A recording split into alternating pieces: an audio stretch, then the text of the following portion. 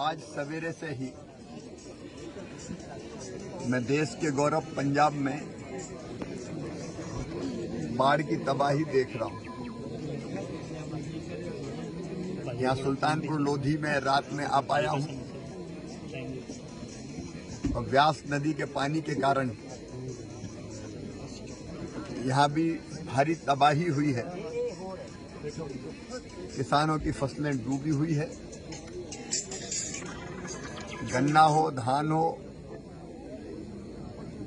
बाकी फसलें हो, पानी के कारण पूरी बर्बाद हुई है। और यहाँ मुझे बताया कि 1 महीना से लगभग बन्ना के यहाँ ऊपर बैठे हुए हैं।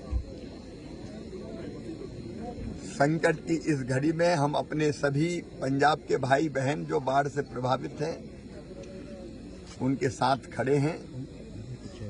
प्रधानमंत्री जी का भी यही संदेश है कि पूरी ताकत से पंजाब की जनता की तकलीफ दूर करने में कोई कसर नहीं छोड़ेंगे। एक तो बाढ़ से जो विनाश हुआ है, कई जगह सिल्ट भी जम गई है खेतों में, वो भी एक समस्या है। लेकिन यहाँ 2 नई चीजें और हमारे भाई बहनों ने बताई है। एक तो यहाँ शत्रु संपत्ति के ऊपर आजादी के बाद से ही लगभग इस जमीन को खेती योग्य बना के यहाँ किसान खेती बाड़ी कर रहे हैं, लेकिन उनके नाम पर वो जमीन नहीं है तो उनको मुआवजा और दूसरी सहायताएं नहीं मिलती। इसको हम लोग गंभीरता से लेके क्या सॉल्यूशन निकल सकता है उस दिशा में कदम उठाएंगे।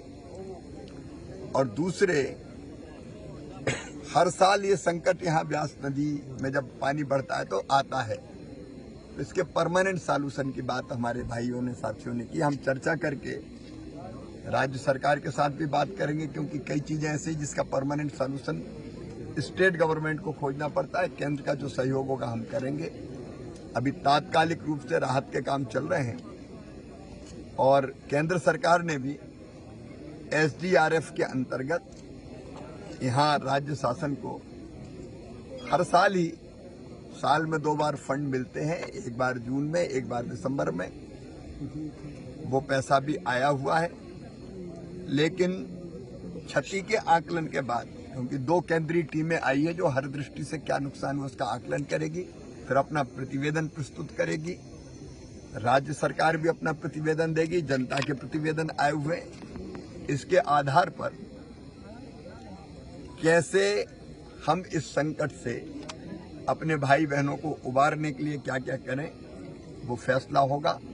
लेकिन संकट के पार निकाल के अपने भाई बहनों को ले जाएंगे, इसी संकल्प के साथ यहाँ आए हुए हैं।